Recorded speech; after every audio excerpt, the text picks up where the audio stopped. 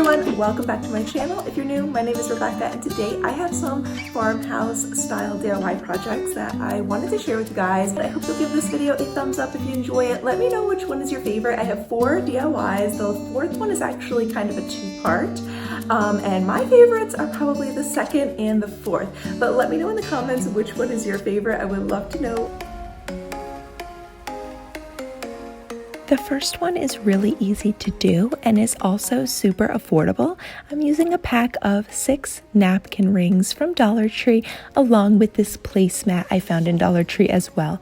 I actually wanted to do something else with the placemats, but since I only found one in my Dollar Tree, I'm just going to create napkin rings with it instead by cutting strips of fabric so that the white stripe will be down the center, and then I just measure and cut the fabric and use hot glue to push the ends in neatly, keeping everything lined up.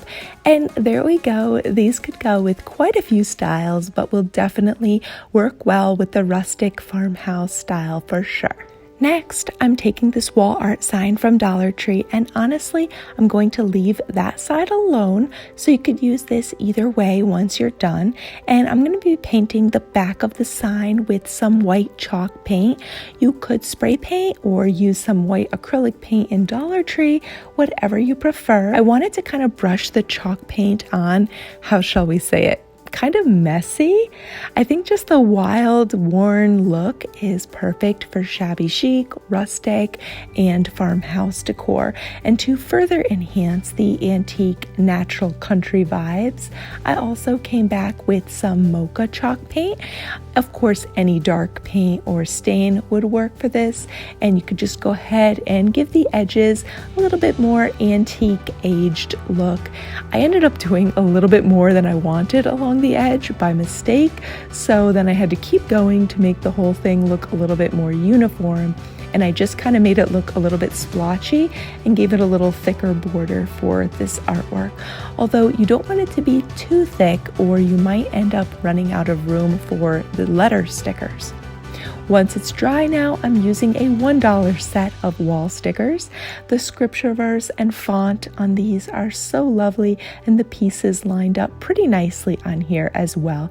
I love how this one turned out, but let me know if you think it looks better on the mantle or on the counter by our coffee station. I can't decide where I like it best. For the next one, I took a large plastic pitcher from Dollar Tree, and since I have my pack of chalk paints, you know I couldn't resist.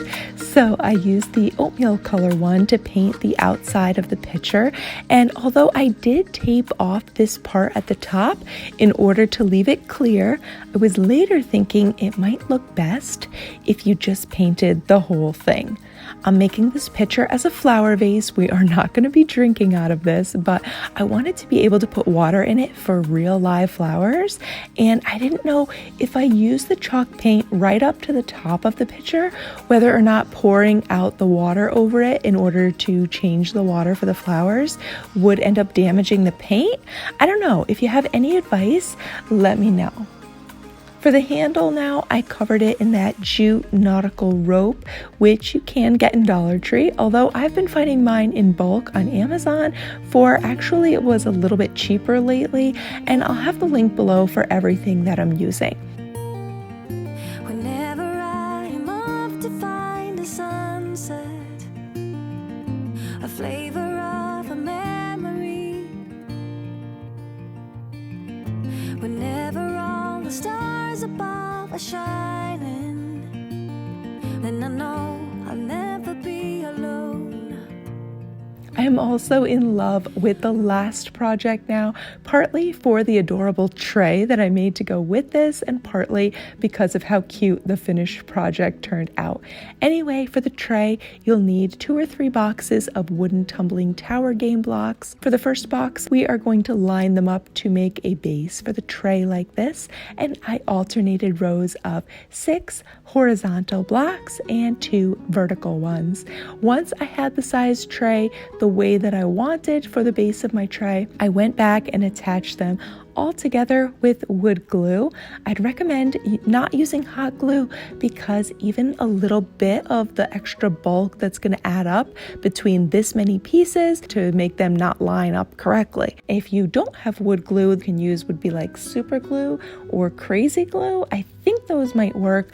I'm not totally sure, but I do know Dollar Tree sometimes carries those. If you end up making this tray using anything besides the wood glue, let me know your thoughts on how it worked out for you. I didn't mind spending a little bit of extra money to buy the wood glue because I can use it over and over for many projects, and I'm probably honestly only using like pennies worth of glue per project. So I think it's totally worth it sometimes to invest in the right glue or the right paint that you want to have for certain projects. It's just going to make your project turn out better, and usually you're only using a little bit of glue, a little bit of paint, and it's totally worth it to invest a little bit of money to make your Dollar Tree DIYs that much nicer. Once the bottom is dry, I went ahead and did the sides. I decided to use a third box of blocks so that I would have enough to stand them up and make a taller border. For mine, I think I actually kind of like the look of the natural wood right now,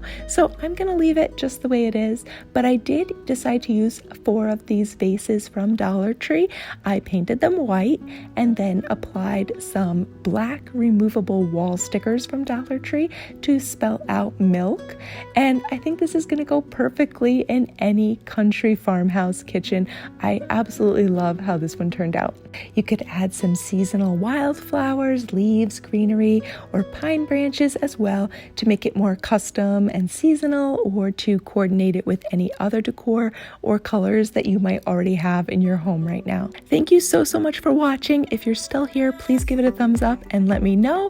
Also, I want to know which one was your favorite, what you liked, didn't like, or would do differently. And if you haven't already, I hope you'll consider subscribing. Don't forget to click the little bell so you don't miss anything new. I wish you all a beautiful, blessed day, and I will see you soon in the next one. Bye!